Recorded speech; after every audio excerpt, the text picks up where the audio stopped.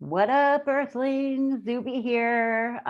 We'll hit the ground running. This is Michelle doing our monthly moon jam, and we only have one moon. So we've got the full moon in Leo on February 16th at 10:56 a.m. Central Time. Yeah. So, likes to wake up and get you started for yeah, right. Well, and okay, so I wanted to share because I feel like we have some gems here, but we're in Aquarius season, and we were talking about just the everything leading up to this point. All of the planets are direct, and I am figuring out that I can't just kind of tell the truth or kind of like set a boundary or what it like the universe is like it's gonna come again. Like we can't get away with like not shining anymore. Yeah, we really have to, with the expansion of Aquarius, we had talked about for the last month as we were moving into this, that it was going to be this more kind of open-minded enlightenment kind of revelation sort of things. And the revelation is we have to make sure that we're able to walk the walk that we're kind of talking, right? So for February, we're really trying to get our bearings around us and say, how do we want to go forward, right? Because it's the one thing to be like, we're in retrograde, and it's another thing to be like, oh shit, now I've got to really get it together, right? I gotta put some proof in that pudding, right? That we were kind of muscling around in. And I think for me, when I see starting out in February, it was like, how do I remove myself from those projections of like fear or anger or jealousy or resentment? How do I like free myself from thinking that I have to show up and put my emotions towards those things? Meaning that not meaning that I can't feel fear, that I can't feel anger, but when I'm presented with that, rather than reacting to it harshly, figuring out, is this something that I want to keep, or is this something that I want to investigate? Because if I keep it and I fight it, that's just creating more resistance, and we're going to kind of go through this little dance again, right? So it's really showing up in a different way. And we move from like the first and the second when we're in the waxing crescent, and that's when we're really starting to open up. We're starting to shed more light on it. The moon gets brighter and brighter, and there's showing those things that, okay, we need to work on, or we need to put boundaries, or we need to learn how to flex and move that muscle a little bit more. And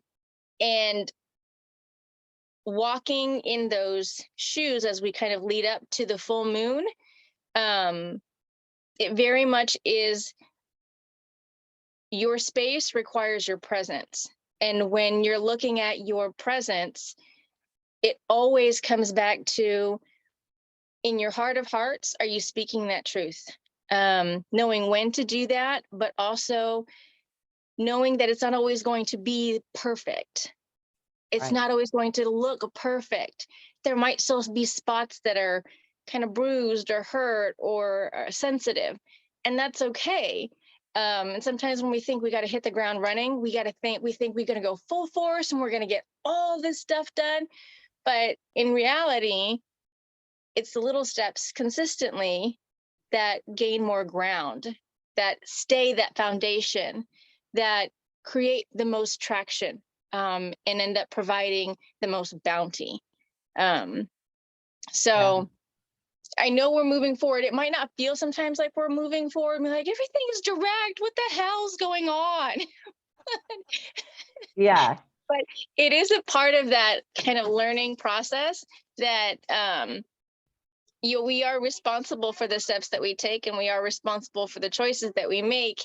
Part of that is making sure that we have that freedom from other things that maybe keep us,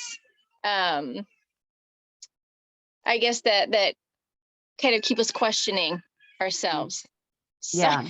No, you're good, dude. And that's the Aquarian thing, free to be doing what we want to be doing. And she wants to be making noise. There, That's right. yeah. Okay, so one of the things that I kind of love to do, because in everybody's birth chart, we literally, like, we are everything. So, you know, the further that you go out and out and out, but as the sun goes through each of the signs, I kind of like to reflect on each sign and the qualities in it that I would like to nurture, or, you know, like check in on. And one of the things about Aquarius that I love is that Aquarians are the water bearer, and people always mix it up with being a water sign, but they hold the water. So they're very acquainted with emotions, right? And so, but they're detached in a sense, and it's not a bad detach, right? I can't even remember where I heard this or if I came up with it, but you know, if you think of the water bearer giving water to people in need, so like they have to be detached, because the first person is going to be so thirsty they could drink all the water, but the Aquarian has to be able to say, no, I have 100 people who need a sip of water, you know. So you were saying like I always think of Aquarians as very observant, and you know, their love is expressed in kind of like helping everybody, you know, and it's about being different, and that we all get to be different. So like honoring other people's opinions, honoring who you are, and just really having that freedom to be who you are, and like to not take on, like, take it personally if somebody feels differently about something, even if it's about you. Like if they're like, I don't like this about you, and you're like, well, do I like that about me? Yeah, I do. So it's okay you don't like it, or well, maybe I don't, but it's about not reacting, and like, yeah, I don't know. I just think that's like something that's worth harnessing, is just really observing. And that way it's easier to say, which way do I move forward that is best for me? And if I step on toes, can I take criticism, which is what you were talking about. Right. Yeah. And that's kind of like that emotional decoding, or like emotional maturity, where your emotions aren't going to be like damaged, like severely damaged, if someone comes at you with a criticism, because that's where they're at, and you're just, okay, cool, right? It's harder to get that, and sometimes you might be in like your fire or your feelings, or whatever it is, and you may like, that is total crap. But it's okay for you to, again, to like say that's total crap. But I mean, I'm not saying you're total crap. I'm just saying, oh, that's hard, right? That's hard to hear right now. That's difficult to kind of understand, but okay. And that's where right now we really are, as we taking those steps, we're honing in on, I think, more of the tribe, or more of the people that we're connecting with, and really have that good flow and flex with, you know, versus this, you know, I'm just really going to kind of go ahead and say, I can't right now. I can't answer phone calls. I can't do this. I can't do that. To be, you know, completely detached, or, oh my gosh, I can't get you out of my head. You're just all I can think about. I can't breathe. I can't eat. I can't whatever. You're really trying to make those meaningful, close, kind of knit collective, so that way you're able to better understand this new environment that you're kind of walking through. Because when we're getting into, today is what is it, like the 10th or the 11th? The 10th. Today is the 10th. Okay. So we're getting into that waxing kind of, we're still in the waxing, but it's in Gemini right now, right? That the kind of time. until the 11th. So Yep. those are like our shoulders and our arms. And when I'm talking about like that balance, so if you think of like an embrace, people that you embrace, ways in which that you need to collect or bring into kind of communion with, so that way you're better suited towards finding a good communication, because that's super important. You want to be able to connect. You don't want to be kind of closed off all the Right. time. As you were talking about Aquarius being that water bearer, Yeah. they do want, that's part of their position, right? Is to be in this community. They are supposed to be assisting with this community. So without them, they're just holding this cup, right? This thing, and they don't really have a service, to provide to these people who need it. So making sure that they're still able to integrate themselves within that community, so that way when Leo kind of comes out, right, to be like, I'm here. That's when we talk about the criticisms, right? Because if you're going to be front and center in Leo, there's a lot of things that have got to die. There's a lot of perceptions. There's a lot of these expectations that have to go by the wayside, so that way you can move forward and birth something new.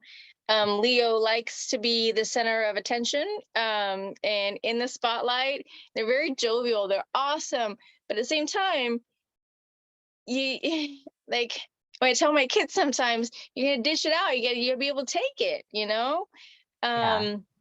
and that's part of that learning process, that the community that you're in and the community that you want to serve and the people that you have around you, that you are willing to listen, that you are willing to understand how those cycles move through you, where they hit your body. So when we're talking about different signs and everything, I like to see where they hit in our body, because within our body we kind of feel that physically. We'll wake up in the morning, we're kind of disoriented, or they have a headache. Like, why do we have a headache? And it might be that's when we're working on that pineal gland, right? That's when it's really trying to hit from our toes when we step on the ground in the morning to our third eye to open it up.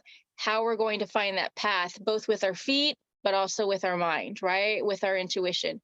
And when we're talking about moving through into Leo, that's the heart place, right?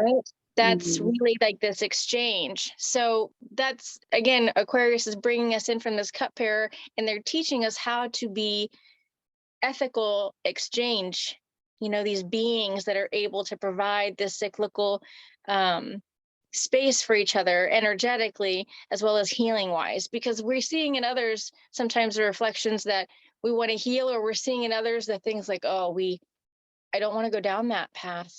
I don't want to recycle that information. Or you can see in others, God darn it, you've hit it, right? You have hit it. That's where I want to be right now. Yes. All right. I'm going to move forward. But it's a really, really, really important time, again, for like a super short month, for us to work with understanding our rest cycles, understanding our patience with our path, and trying to be as authentic. Authentic doesn't mean nice every day. Right. Authentic doesn't mean happy every day, but it means that you're showing up to understand what it is that moves you, what guides you by your heart, and expressing that. And if you need some work on it, hey, that's what we're here to do, right? Right. Exactly. Yeah. And the full moon is in square to the nodes of the moon. So that's like a big deal. Yeah. That's a big deal. It does feel pretty like a pivot point, like things are shifting. So the nodes of the moon, which moved into Taurus and Scorpio, North Node in Taurus, South Node in Scorpio.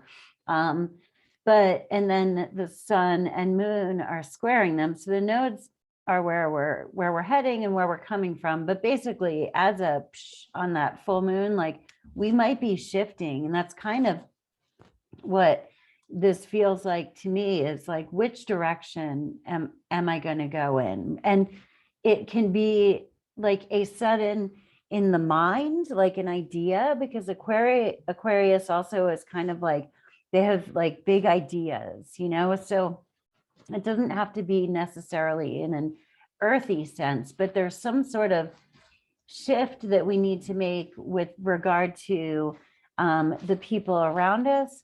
Plus, because the moon is in Leo, that healthy expression of our ego. Like the ego gets a bad name, but Leo is like, we came here to Earth to have an ego. Like, you know, I mean, and God gave that to us, or universe, or whatever you want to call it. And that's part of our experience, right? So I always think of when, you know, when you have the full moon, it means you have two signs that are polarities, and you're trying to strike a balance in the middle. And, you know, this is where we're sort of balancing like our alignment and purpose with other people and our alignment and purpose within our own heart. And at this point in time, that is in actual square to the north and south node, which means that we might be shifting, and it's going to depend on those two alignment.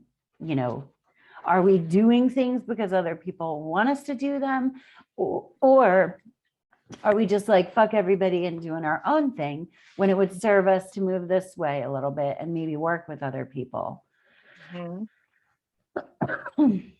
Excuse me. And we can still say it doesn't matter what everybody else is going to think, I'm going to do it. Because sometimes, honestly, sometimes what ends up happening is we're not showing up the way that we feel like we want to show up. And we're really shortchanging ourselves as well as the community that we're in, because we're keeping that stuff hidden.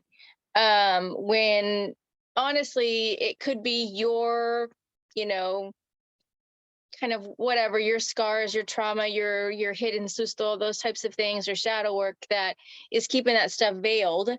And people would much rather see you being authentic. They would much rather interact with you on a heartfelt level, because sometimes while showing that vulnerability, it might not be super easy to do. But if you're walking around, you know, all hearts and kissy faces all the time, then it's hard for people to get real, like a grasp, like, are you really real? Like, are you okay? Like, is this a put on all the time?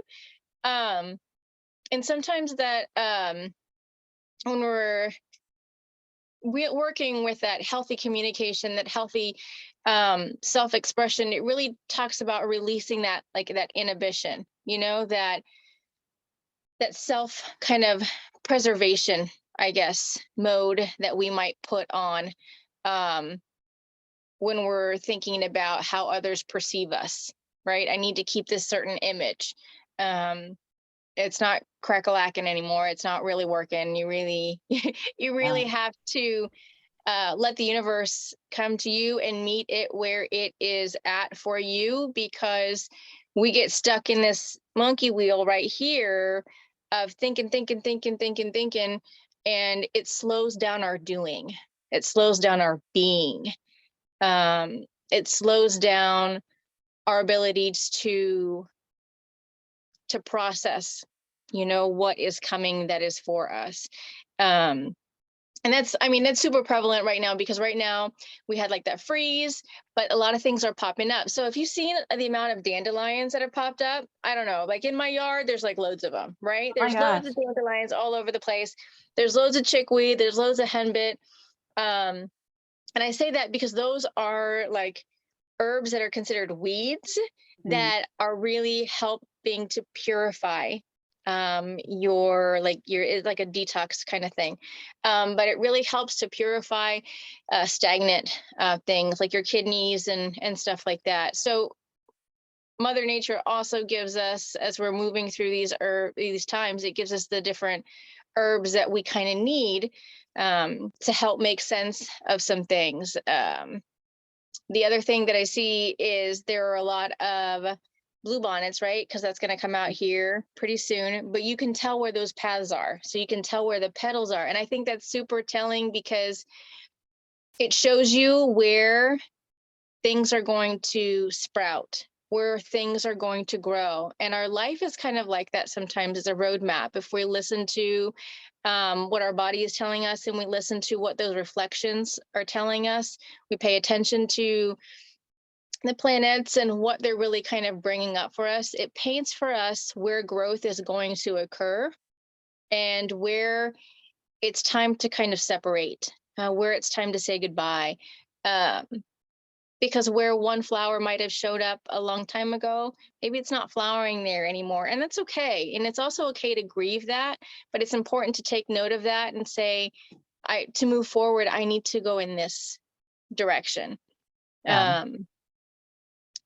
Yeah. Well, and we, in addition to the square to the nodes, Pluto is going to be making a trine to the north node and a sextile to the south node, which in short means that Pluto is helping that change. Like the change might be a breakthrough or tense or whatever, but Pluto is like subconsciously or wanting to clear away, and in Capricorn no less, it's trying to like move stuck earth, you know, like, and to help that process along. Like this feels like a big change, like you know, especially with yeah, with Pluto in that aspect to the nodes of the moon right now, or at, you know, at the full moon.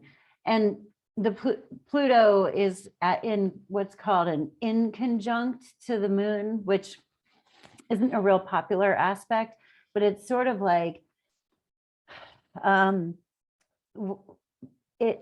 is going to be encouraging, yeah, just this breakthrough. And the moon in Leo might be like, but my image, my, you know, emotionally attached to like, but this is my image, this is how I appear, and my ego feels safe here. And Pluto's like, I don't give a shit, like, bye, you know, you'll have a new image and you'll feel freer in it with that Aquarian energy, you know. Yeah. Like, you'll feel more free, like whatever has been built up, even if it's just Yes. the past year or whatever, you know, whatever has been built up is going to come crumbling down, but you'll feel freer when it's done.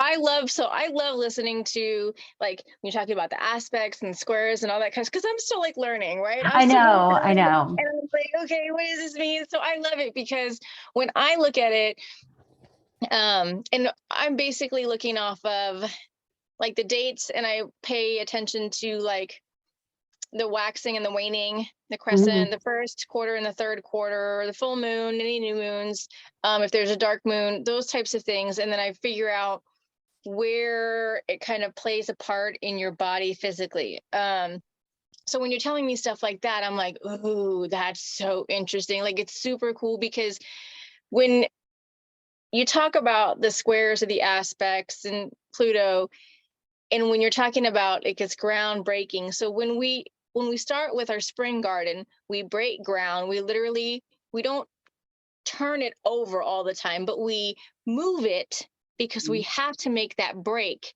in order to plant something that's going to grow. We have to create a definitive shift. There has to be a cut. There has to be, so sometimes that can like also reflect in like cutting cords. It can be banishing certain things. But in order for new growth to occur, we really have to make sure that there is some release, there's a break in something.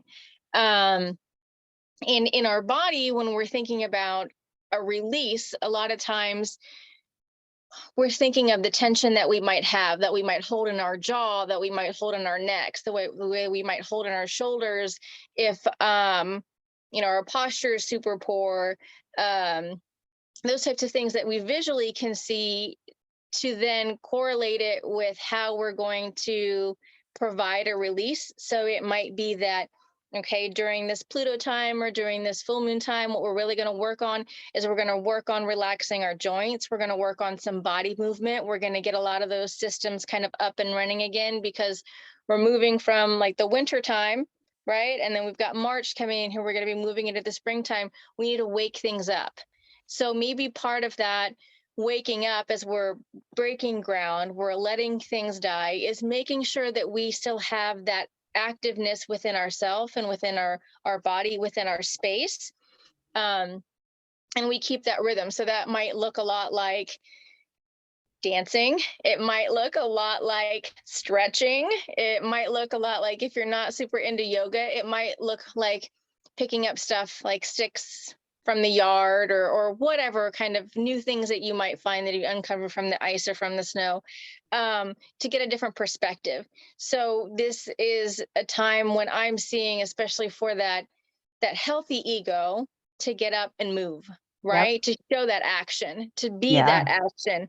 And again, it doesn't have to be perfect, but it really does have to be a mindful movement, because your hips will lock up, your knees will get sore and stiff, your back will kind of ache if you're keeping yourself still scrunched up in this kind of fetal position, in this, I don't necessarily know how to go forward. And there's small steps. And at any point in time, if we're looking for a way in which to kind of unfurl yourself, or you need a ritual to kind of start or to practice, or how to even begin with your space and how that's going to work, that's what we do. You know, we'll work through the full moon, and we'll work through the entire month cycle, so that way there is that more meaningful movement for you, and in a way which you can see real consistent progress in that. But as the bear kind of comes out, or this is where the bear is kind of birthing their little cubs,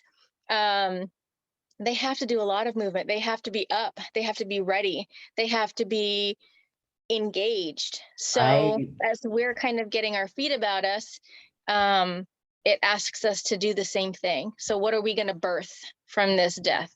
So yeah, because I mean, then we'll come into March and it'll be like springtime. And so this is like, we're coming into the, unless you're listening to us from Colorado, but I mean, but we're coming, you know, towards the moon cycle that's going to be heading into the spring. So this is like, I don't know, I'm kind of seeing like an egg that's about to crack. And so the chick starts like pushing. And I heard a really cool thing that if you try to, like, if you let a caterpillar, like a butterfly, out of the cocoon before, and it doesn't wiggle itself out, it won't be able to fly, because part of the cracking out of the cocoon, the exercise of that is what prepares the wings to fly or something. But anyway, yeah, there's like making sure that you are getting that movement and moving stuff through our body. Yeah, because even that mental flex, right? That mental flex of like, oh, crap, like, damn it, why am I so irritated? I'm irritated, I'm agitated today, and this is like, I am just pissed. Well, why can't you go and just sit down and listen to some music for like 5 minutes, 5-10 minutes, whatever, like whatever it is that you can take. It is really about finding that space for yourself, so you can come into some calmness, come into some balance, because that's what we're trying to find right now. We are trying to find our balance, so that way we can make better decisions to go forward. And sometimes it's super hard. I mean, it is super hard sometimes, but it's necessary. You know, it's really necessary for you to show up for yourself authentically, not showing up for yourself the way that you think other people will want you to be. Right. You know? Right. And that can be painful. And also, you know, like I'm still thinking about Pluto, but looking, so affirmations astrologically look like they're going to be pretty important, like to create this shift because it does feel mental, but that means actually doing something, which is like using your voice or whatever, because Pluto is in Capricorn. So we want to, but like writing in a journal or talking to a mirror and saying affirmations out loud, writing them out. But because that's what Pluto is too, our subconscious thoughts, our limiting beliefs. Like if we have attracted or you know, find ourselves out of alignment with other people around us, why is that the case? You know, is there something that we've done to give people the wrong idea, right? Like instead of being the sun in Leo that's showing off in ways that aren't authentic, is that why, you know? And how can we bring that, you know, Leo energy back to authenticity? That way we attract the people around us that are, you know, that are in alignment. Right. Yeah. Yeah. No, absolutely. Yeah. I agree. It's a hard one because sometimes you love the love, right? You love to be like, oh yeah, you're awesome. I love you so much. This is great. But then where'd you guys go? Where'd you guys go? You know, like, but that's part of it. It's not, you're not dependent, you know, on that. Right. So, but you are making sure that, like you're saying, that emotional health, you know, that emotional kind of balance, what it means to have like a reciprocal sort of engagement or a connectedness. It is incredibly important because going forward, these next few months, you know, we'll get into later, but going forward throughout this year, you're going to see where we're going to need that. And you're going to see where having inauthenticity within yourself and with others not showing up the way that you're truly wanting to be, how it creates a disharmony and how it disorganizes things, and how it can affect a lot of other things. So this is our like proving ground, right? This is our practice that we have to really work that. So again, it's a short month, but it's one that is really challenging us to make some decisions that we've known about for a while. It's just asking us to show up for those decisions. So it's a hard one. It's a weird one, but it's a good one. It's a good one. But I love that you said that because it's not new. I mean, you know, the stuff that is going to be hard is going to be stuff that we're either like, oh shit, I knew that, you know, like, yeah, I've been meaning to look at that. Or I just thought I could be a different way, right? But you actually need to like play the part in this one. Right. And, you know, are you okay if we do the new moon in Pisces like next time? Sure. I don't have it written down, but we can do it. Okay, cool. Oh yeah, no, well, we can do it next time because it looks beautiful. Oh my gosh. Oh my gosh. Yeah, yes, that's like what I'm saying. Yes. so I want to pay attention to it like extra because I feel like it's a really good one. And everything is pretty much flowing. Like I didn't see a harsh aspect on there and things. So, you know, I do feel like February is going to be like, right? But it's like not even time anymore to call like bullshit out on like on other people. I say like make a boundary, right? And create it and stick to it. But this idea of like, well, you know, you do this or little kind of things. I'm saying that because I'm finding myself within some relationships that I have, and I'm talking about, man, this is not exactly how I would think of it. And rather than singing the whole thing of this is how it's always been, da, da, da, da, I'm like, dude, this sucks. I don't like this. I don't appreciate this. This is how I end up feeling. And what I've been getting back is, well, shit, I didn't, that's not my goal. Holy crap. I did not know, because right. Like, like I'm a stuffer. Right. We're going to go ahead and like make sure it kind of stays down there because I can take it. Right. I can keep it. I don't want to keep it anymore. I don't want to have it. I don't want to hold it. It's not for me. And it really is nice to be able to breathe and release that, not keep that, not hold it. And that's where I'm saying, practice what it is with a healthy boundary, even if it doesn't come out quite right the first time, right? You can always come Yeah. back and let's talk about it, because I'm finding that with those boundaries, I don't have to be this electric fence. I don't have to be this sort of like all encompassing, I'm going to dump you off the cliff, but it's very much so of, you already know this is how I feel, but I'm explaining it to you. And it's your choice at this point, whether to meet me in a manner in which you're saying, I didn't mean that, or this is just not going to work. Cool. But we're going to know where each other is at. And that, like, again, getting back to that, digesting the things that you're able to digest, and then not keeping the things that you're not able to digest. Let it go. Because that's going to allow, again, those relationships that need to stay, those communications things that need to stay, that healthy mental and emotional awareness that needs to be reinforced, or the people that you and things, reflections, expectations that really just need to disappear and dissipate. And that means you don't give them any more energy. You don't give them any more forethought. You don't give them any more power.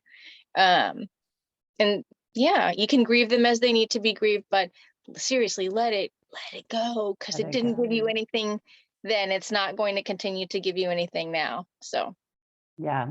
And I was looking for my ephemeris because I don't know where it is, but we have Mars and Venus hanging out together for like a while, and I want to look at it because Venus represents our desires, but she's also the feminine, the yielding, the kind of giving nature, and then Mars is the aggressive warrior and all of that. And because Venus just came out of retrograde, she's moving slower, and so Venus and Mars are hanging out. They're in a conjunction for this moon. And then they're going to remain pretty much within a couple degrees for the next month, I think. But this is a really good time to balance out our masculine and our feminine, how to be right. Mars, confrontive, and boundary setting. Venus, without being an asshole. It's like finding a way for us to balance those two. So if we're mindful of it, because in the worst case, Mars and Venus can be the warrior that goes out and gets everything they want and runs all over everybody. You know what I mean? Or the passive aggressive getting what we want, right? But if we strike a balance between the Mars and Venus energies, we're like, well, actually, like, here's my boundary. And, so it's not being yielding about it and anyway, it's a really good time all month, really, to work on balancing those two.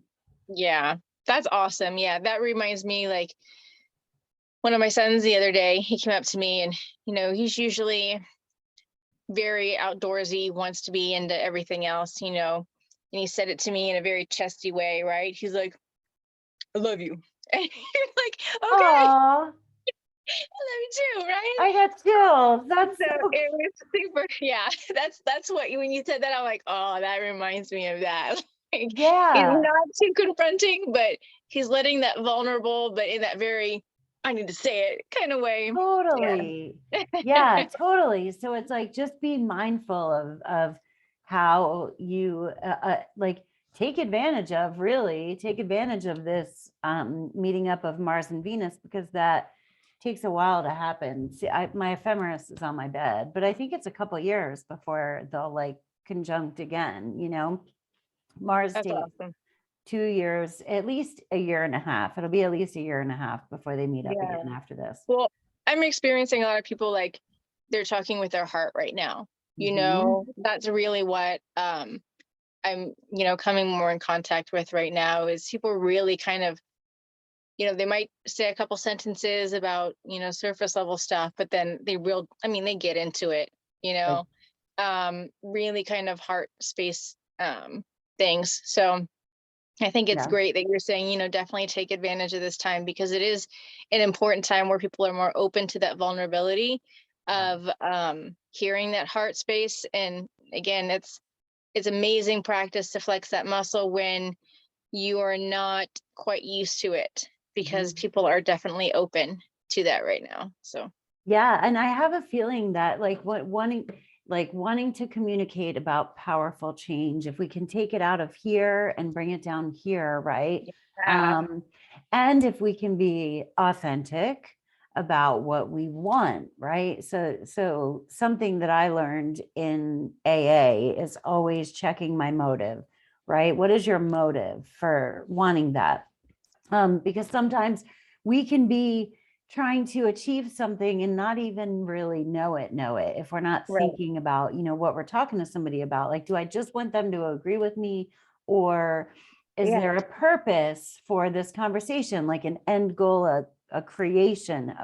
And anyway, but Pluto is going to be making that good aspect to the nodes of the moon for a while. So this is a good time to connect with other people in general over anything like that you want to change about yourself, like really pouring your heart out and stuff. Yeah. Yes. So, but you see, anyway. is exactly with the things that they want to change and the way that they want to change it is very much so that it's them that want to see things in a different light, in a different direction, and different kind of motivation, which is really incredibly refreshing to hear. That it is something that, okay, I see this and I'm not really jiving with it anymore. It's a way that I used to operate. It's a manner in which I used to think, or this is something that I'm still thinking about, but I really need to kind of overcome that. And this is kind of what I'm doing to overcome it, or at least to work through it, which is super interesting at this time. And yeah, I think it'll be, there'll be some bumps, but it's just like refocusing and all of that.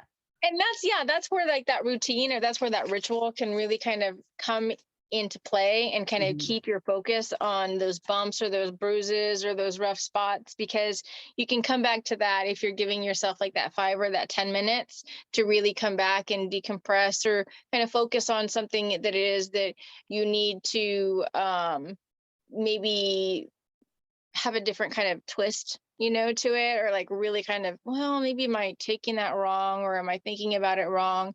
And like you were saying, writing, right? Just sit there and kind of journal and write.